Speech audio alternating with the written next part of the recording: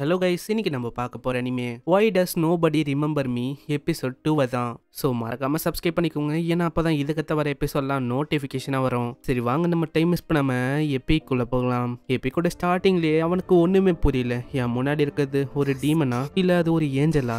ஆனால் இதை பார்க்கும்போது இது ஒரு டீமன் மாதிரி எனக்கு தெரியல. ஏய், நீ வந்து யாரு? என்னது நான் யாரா? அங்கே அந்த பொண்ணு சொல்கிறா, என்னோட பேர் வந்து ரென்னு. நம்ம ஷார்ட்டாக இந்த பொண்ணை ரென்னு கூப்பிடலாம். ஏய், தயவு செஞ்சு என்னை காப்பாத்து. அங்கே செயினையும் அவன் உடைக்க ட்ரை பண்ணுறான். இன்னும் அதை உடைக்க ட்ரை பண்ணாலும் அது உடையிற மாதிரியே இல்லை. ஆனால் இப்போ என் கிட்ட வேற எந்த விதமான வெப்பனும் இல்லையே. ஆனால் இப்போ தான் ஞாபகம் வருது, அவன் வந்து ஒரு வெப்பனை கண்டுபிடிச்சிருப்பான்ல. அதுக்கு ஏதோ ஒரு வார்த்தையை சொல்லணும் போல ஆக்டிவேட் பண்ணனா அங்கே ஒரு வார்த்தையை சொல்கிறான். இப்படி இவன் சொன்ன அடுத்த செகண்டே அந்த சோடம் அப்படியே ஜொலிக்க ஆரம்பிக்குது. அந்த சோடு அப்படியே சீட்டோட சோடா மாறுது. அட, இதுதான் சீட்டோட சோடு. இதுக்கப்புறம் அந்த சோடை வச்சு ஒரு போட அந்த செயினும் சரி அந்த பில்லரும் சரி அப்படியே உடஞ்சு போயிடுது. அந்த பொண்ணு டக்குன்னு பின்னாடி வந்து அதுவும் பயங்கரமா கத்த ஆரம்பிக்குது. நீ வந்து எங்க இருக்க? நான் இன்னமும் தோத்து போகல. அதுக்கும் மேல நீ என்கிட்ட ஒரு லோ லெவலான டீமன் நம்பி எனக்கு கொல்லலான்னு பாக்குறியா? உன்னால எதுவும் என்ன பண்ண முடியாது. ஏய், நீயே சொல்லு, வெனசா வந்து எங்க இருக்கா? இப்படி சொல்லிங்க ஒரு அட்டாக் ஏன் பண்றான். அங்க அந்த அட்டாக் வரும்போது ஏதோ ஒரு வார்த்தை இவன் காதுல அப்படியே ஒலிக்க ஆரம்பிக்குது. நீதான் இந்த உலகத்தோட சாவோட தலைவிதியை மாத்த வந்தவன். இந்த உலகத்துல தேவையில்லாம இனிமேலும் இறக்க மாட்டாங்க. அங்க திடீர்னு அவன் அந்த அட்டாக்கையும் 2 துண்டா போடுறானா. இதனால அந்த பொண்ணு ரொம்ப ஷாக் ஆகுறா. எப்படி உன்னால இந்த மேஜிக்கை டிசப்பேர் பண்ண முடியுது? அதாவது உன்ன மாதிரி ஒரு லோ லெவலான டீமனால எப்படி இதை பண்ண முடியுது? உனக்கு இன்னுமா புரியல? நான் ஒன்னும் ஒரு டீமன் இல்ல, நான் ஒரு ஹியூமன். நீ நல்லா என்ன உத்துப்பாரு. இந்த மாதிரி எனக்கு எந்த விதமான விங்ஸும் இல்ல, ஏன் டெய்லு கூட இல்ல. அப்புறம் என்ன, நான் ஒரு ஹியூமன் தான். அதுக்கும் மேல நீ வந்து கஷ்டத்துல இருந்த, அதாவது மாட்டின இருந்த, அதனால தான் நான் ஹெல்ப் பண்ணேன். ஆனா அதையும் தாண்டி நீ வந்து ஏன் மேலேயே தாக்க ட்ரை பண்ண. ஓ, அப்பனா எல்லாமே ஒரு தப்பு தான்ப்பா. அதாவது எனக்கு டீமன் மேல ஒரு கோவம் வந்தது, அது தெரியாதனமா ஓ மேல காட்டிட்டேன். இனிமேலும் அந்த மாதிரி நான் பண்ண மாட்டேன். ரொம்ப நன்றி என்னை காப்பாத்தினதுக்கு. அதே மாதிரி இன்னொரு விஷயம், என்னோட ரேசஸை பத்தி கேட்காத. சரி, எனக்கு வந்து புரியுது. சரி மனிஷா, உனக்கு புரிஞ்சா சரிதான். நான் ரொம்ப சந்தோஷமா இருக்கேன். என்ன மனிஷா மனிஷான்லாம் கூப்பிடாத. எனக்குன்னு ஒரு பேர் இருக்கு, காய். அந்த பேர்ல என்ன கூப்பிடு. ஓ, உன்னோட பேரு காயா?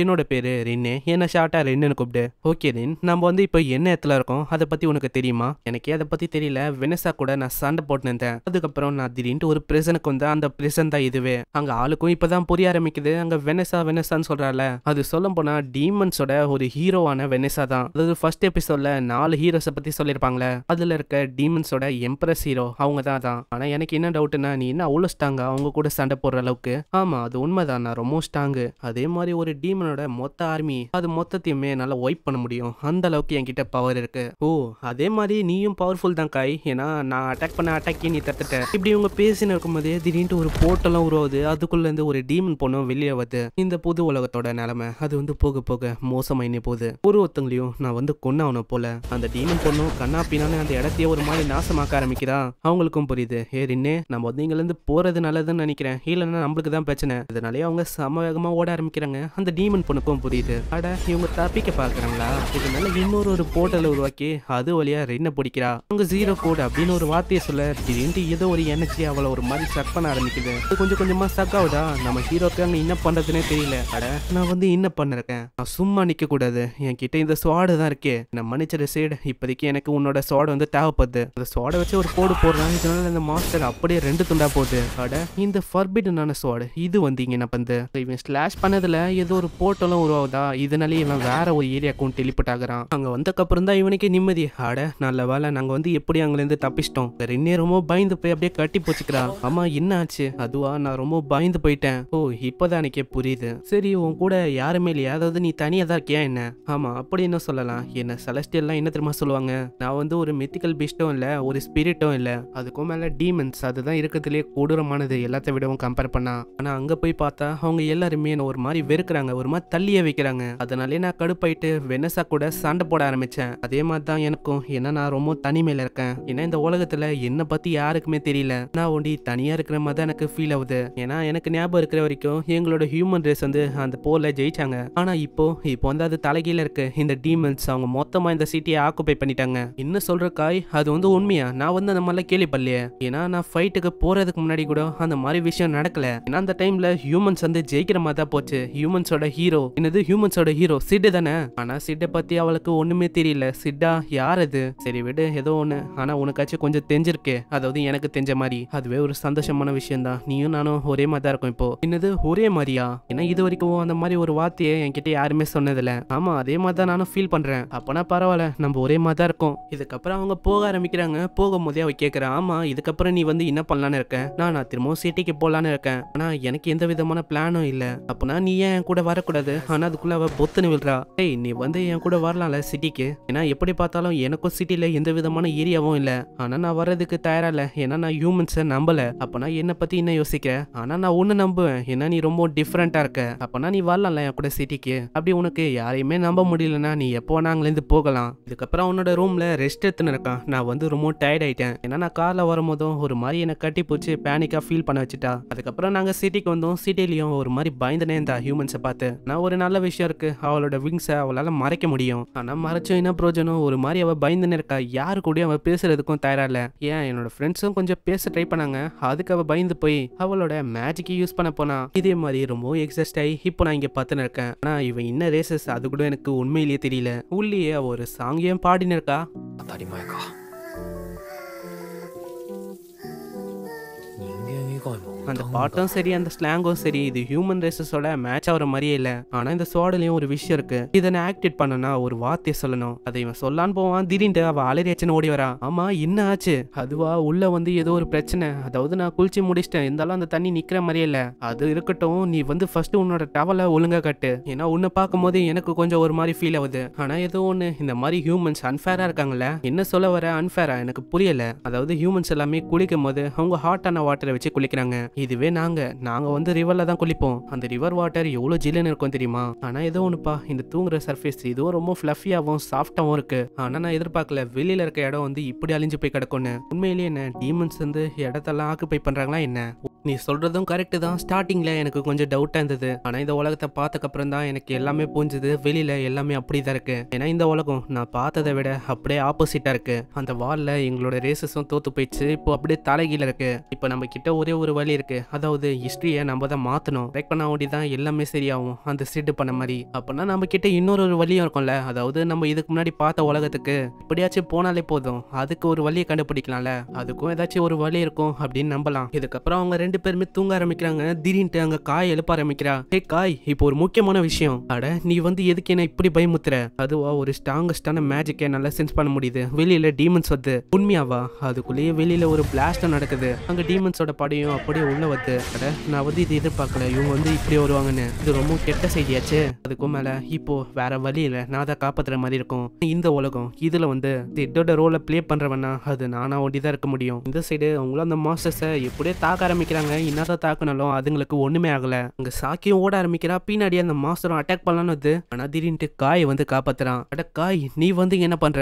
அதை விடு, நீ ஃபர்ஸ்ட் அது மேல தண்ணி அடிக்க பாரு. அது மேல தண்ணியை தெளிச்சிட்டா அவ்வளவுதான். அதால பறக்க முடியாது. ஏன்னா ஃபிளை பண்றதுக்கு ரொம்ப ஹெவியா இருக்கும். இந்த சைடு அங்க இன்னொரு பர்சனையே தாக்க ஆரம்பிக்குது. காய் வந்து எப்படியே காப்பாத்துறான். ஆனா அதுக்குள்ளே ஹீரோவையும் ரெண்டு மாஸ்டர் அப்படியே சுத்து போகுது. அங்க நல்ல வேலை ரின்னு வந்து எப்படியே காப்பாத்திடுறா. அட நீ உண்மையிலேயே ரொம்ப ஸ்ட்ராங்கா தான் இருக்க. ஆமா பின்ன நான் ஸ்ட்ராங் இல்லாம இருப்பானா என்ன? நீ ஏன் சண்டை போடும் போது சண்டை போட மாட்டேனா என்ன? அதனால தான் உனக்கு ஹெல்ப் பண்ண வந்தேன்.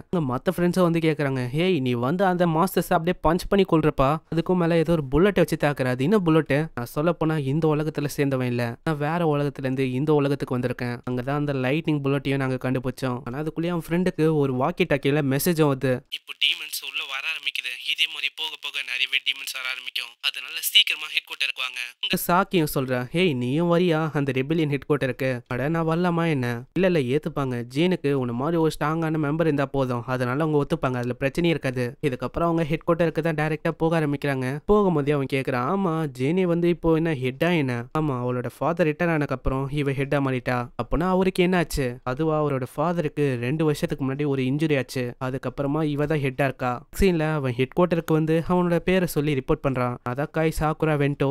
அதே மாதிரி இவ என்னோட கம்பெனியன் ரினே. எனக்கு எல்லாமே தெரியும், ஆல்ரெடி எல்லாத்தையுமே ரிப்போர்ட் பண்ணிட்டாங்க. அங்க காயும் அவனை பத்தி எல்லாமே சொல்லிட்டானா, இதனால அங்க இருக்கிற யாராலையுமே நம்ப முடியல. நீ வந்து இன்னும் வளர்ற, நீ வாழ்ந்த அந்த உலகத்துல ஹியூமன்ஸ் தான் ஜெயிச்சாங்களா? இதெல்லாம் ஒரு ஜோக்கா தெரியுது. இவனை யார் இங்க கொண்டு வந்தா? அதுக்கும் மேல இவன் டைம் தான் வேஸ்ட் பண்ணிருக்கான். அங்க ஜேனோ சொல்றா, அட அப்ப நீ இதுக்கு முன்னாடி ஒரு விஷயத்த சொன்னியே என்கிட்ட, அது எல்லாமே அந்த உலகத்துல என் கூட என்னென்ன ஆச்சோ அதை வச்சுதான் சொன்னியா? அப்போ என்னை பத்தி உனக்கு என்ன தெரியும்? அதை பத்தி சொல்லு. நம்ம 2 பேருமே ஒரே இடத்துல தான் வேலை செஞ்சுட்டு இருந்தோம். அதுக்கும் மேல நம்ம சைல்ட்ஹுட் ஃப்ரெண்ட்ஸ். உனக்கே தெரியும்ல, நீ கூட சொன்னியே, அதாவது நீ வந்து ஆக் மாதிரியும் ஜேர் மாதிரியும் மாறணும் அப்படின்னு ஆசைப்பட்டேன்னு சொன்னல. இது கேட்டாவா அப்படியே ஒரு மாதிரி நித்திரா. போதும் நிறுத்து, இன்னைக்கு இது போதும். அதுல ஏதோ ஒரு விஷயம் இருக்கு போல, அதனாலேயே அவ நித்திரா. இதுக்கப்புறம் அவங்க ரூம்ல இருக்கும்போது அந்த அசிஸ்டன்ட்டும் வந்து பேசுறா, என் கூட வா, அதை பத்தி நாங்க பேசணும். உனக்கு என்ன அந்த உலகத்தோட எல்லா விஷயமும் தெரியுதா? அதை வச்சுதான் அவகிட்ட சொன்னியா? இதுக்கப்புறம் அவங்க டைரக்டா அங்க கதவு திறக்கிறாங்களா, ஜேனோ இருக்கா. நான் நினைச்சது எல்லாமே கரெக்ட் தான். நீ ஒரு மேன் மாதிரி இது வரைக்கும் ட்ரெஸ் போட்டு இருந்த, இப்பதான் எனக்கு புரியுது அதெல்லாம் சும்மா நடிப்பு தானே. ஆமா, என்னை பத்தின உண்மை வந்து வெறும் 2 பேருக்கு தான் தெரியும், அதாவது நான் ஒரு உமன்னு. அப்பனா என்ன, நீ வந்து இப்ப என்ன நம்புறியா? ஆமா அப்படின்னு சொல்லலாம். அதுக்கும் மேல நீ அங்க ஒரு 2 பேரை சொன்னல, ஹாக் அண்ட் ஜேர். இந்த 2 பேரோட பேரும் யாரு தெரியுமா? ஃபாதரும் கிராண்ட் ஃபாதரோட நிக் நேம் தான் அது. ஆனா அதுக்குன்னு நீ சொல்ற எல்லா விஷயத்தையும் நான் நம்புவேன் அப்படின்னு ஆயிடாது. உன்னோட நாலேஜும் அந்த ஸ்கில்லும் எங்களுக்கு பயன்படுத்துற மாதிரி உதவும். அது ரெண்டுத்தையும் வச்சு எங்களால யூனிவர்சல் அதை அடைய முடியும். அது அடைஞ்சுட்டா திரும்பவும் எங்களுக்கும் டீமன்ஸுக்கும் எந்த விதமான பிரச்சனையும் வராது. நீங்க சொல்றது சரியா இருக்காது. இன்னும் டீமன்ஸ் திரும்பவும் வந்து பிரச்சனை பண்ணதான் போகுது. அப்படி பண்ணா நாங்க வந்து அதுக்காக ஏதாச்சும் ஒரு ரிவார்டை நாங்க ஆஃபர் பண்ணுவோம். அங்க ரின்னு சொல்றேன், அப்படி நடக்க வாய்ப்பே இல்லை. அவங்க வந்து அதுக்கெல்லாம் ஒத்துக்கவே மாட்டாங்க. இங்க என்னதான் பண்ணாலும் டீமன்ஸ் வந்து தான் இருக்கும். கண்டிப்பா ஒரு நாள் இல்ல ஒரு நாள் ஒரு மிகப்பெரிய ஹை ரேங்க் டீமன் இருந்துச்சுன்னா அவ்வளவுதான். அதோட மேஜிக் வச்சு அந்த மொத்த சிட்டியும் பிளாஸ்ட் பண்ணி அப்படியே வெடிக்க வைக்க முடியும். அது வந்து எங்களுக்கும் தெரியும். இப்போ எங்க கிட்ட வேற வழி இல்ல. இருக்கு, வேற வழி இருக்கு. அதாவது நம்ம ஒரே ஒரு டீமனை ஒண்டி தான் டார்கெட் பண்ற மாதிரி இருக்கும். அந்த டீமன் எம்பரஸ் வெனெசா, அதை டார்கெட் பண்ணாலே போதும். இது வந்து இன்னும் சொல்ற, 30 வருஷத்துக்கு முன்னாடி அந்த டீமன் எங்களோட டிஃபென்ஸ் ஃபோர்ஸ் எல்லாரையுமே தாக்குச்சு. அந்த தாக்குதல்ல எங்களோட ஆளுங்க யாருமே மிஞ்சல. அப்படிதான் அந்த ஏரியாவே அவங்க ஆக்குபை பண்ணாங்க. அப்போனா வேற வழி இல்ல. அப்போ நாங்க 2 பேர் தான் அதை பண்ற மாதிரி இருக்கும். சிட்டோட பொசிஷன்ல இப்போ நான் தான் இருக்கேன். இதனாலே அவன் சொல்றான், நாங்க 2 பேருமே அந்த டீமனை டைரக்டா தாக்கலான்னு இருக்கோம். 1-on-1 ஃபைட் வழியா. உன்னால முடியுமா? ஆமா, அதை பத்தி தான் நான் யோசிக்கிறேன். என்னால அதை கண்டிப்பா பண்ண முடியும். எப்படி உனக்கு தோணுது? அதாவது இது உன்னால பண்ண முடியும்னு? ஏன்னா இது உன்னோட உலகமும் இல்ல. இங்க சொல்றது எல்லாமே கரெக்ட் தான். இது என்னோட உலகமே இல்ல. இருந்தாலும் எனக்கு ரீசன் இருக்கு. இங்க என்னோட ஃப்ரெண்ட்ஸும் இருக்காங்க. அவங்களும் சண்டை போடும் போது அவங்களோட உயிருக்கு நிறையவே ஆபத்து இருக்கு. அப்படின்னு அவங்கள காப்பாத்தாம அப்படியே என்னோட உலகத்துக்கு போனா என்னோட உலகத்துல இருக்க ஃப்ரெண்ட்ஸை என்னால இப்படி பார்க்க முடியும். அங்க இப்பதான் அவங்களுக்கே புரிய ஆரம்பிக்குது. அங்க காயம் சொல்றான், அதாவது இந்த டைம்ல ஹியூமன்ஸை கம்பேர் பண்ணா மத்த ரேசஸ் மேல தான் அதுங்க ஃபோக்கஸ் பண்ணுது. அதனாலேயே அதுங்க பார்டர்லயே நிக்குது. சோ அதனால ராயல் பேலஸ்ல அவ்வளோக்கும் ஆளுங்க வந்து இருக்க மாட்டாங்க. அந்த டைம்ல இப்போ ரெபலியன் ஆர்மி அவங்க வந்து மத்தவங்க கூட ஃபைட் பண்ணா கரெக்டா இருக்கும் நாங்க ஃபைட் எடுக்கிறதுக்கு. ஆனா இன்னொன்னு, நம்ம ஸ்டார்டிங் இந்த பார்டர் வழியா போனா நிறைய ஆளுங்க வந்து எந்த போறதுக்கு வாய்ப்பு இருக்கு. அதனால நம்ம கொஞ்சம் பார்த்து இருக்கிற மாதிரி இருக்கும். இல்ல அதுக்கும் ஒரு வழி இருக்கு. ஒரு அண்டர் கிரவுண்ட் ட்ரெயின் லைன் இருக்கு. அதை பத்தி சிவிலியன்ஸ் யாருக்குமே தெரியாது. இது வழியா நம்ம போனா ஈஸியாவே ராயல் கேபிட்டலை அடைய முடியும். அட இதை பத்தி உனக்கு எப்படி தெரியும்? அதுவா, இது ஆன்செஸ்டர்ஸால கட்டப்பட்ட ஒரு அண்டர் கிரவுண்ட் டனல்னு சொல்லலாம். ஆனா இதை பத்தி எங்க அப்பா என்கிட்ட எதுவுமே சொல்ல. எதுக்கு? அப்ப எதுக்கு என்ன இங்க ஒரு ஹெட்டா மாத்தினாரு? அதுக்கான பதில் எனக்கு தெரியும். ஏன்னா பேரண்ட் வந்து எப்பயுமே ஆசைப்பட மாட்டாங்க அவங்களோட பொண்ணுக்கு ஏதாச்சும் ஆபத்தோன்னு. அதனாலதான் அவங்க வந்து உன்கிட்ட சொல்லல. அவர் வந்து எதுக்கு என்கிட்ட சொல்லல அது எனக்கும் தெரியும். ஏன்னா எனக்கே ஒரு மேல அதுக்கு கடுப்பா தான் இருந்தது. சரி ஏதோ ஒண்ணு, நம்ம வந்து கவலைப்படக்கூடாது. நம்ம எப்படியாச்சு அங்க போய் அந்த டீமன்ஸோட ஹீரோ வெனெசா கூட நம்ம சேலஞ்ச் பண்ணணும். எப்படியாச்சும் ஜெயிக்கணும். அப்பதான் நம்மளோட இடத்தை கைப்பற்ற முடியும். இப்படி சொல்றதோட இங்கே இந்த எபிசோடும் முடியுது. இந்த எபிசோடு உங்களுக்கு பிடிச்சிருக்கும்னு நினைக்கிறேன். பிடிச்சிருந்தா மறக்காம கீழே லைக் பண்றீங்க. அப்படி நீங்க இது வரைக்கும் நம்ம சேனலை சப்ஸ்கிரைப் பண்ணலையா, சப்ஸ்கிரைப் பண்ணிக்கோங்க. ஏன்னா அப்பதான் இதுக்கத்த வர அனிமேஸும் இந்த அனிமையோட நெக்ஸ்ட் எபிசோட நோட்டிபிகேஷன் வரும். இவங்க இந்த எபிசோட இங்கேயே முடிச்சதுனால நானும் இந்த எபிசோட இங்கேயே முடிச்சுக்கிறேன். உங்களை நெக்ஸ்ட் எபிசோட்ல சந்திக்கிறேன். தேங்க்யூ ஃபார் வாட்சிங். sayonara.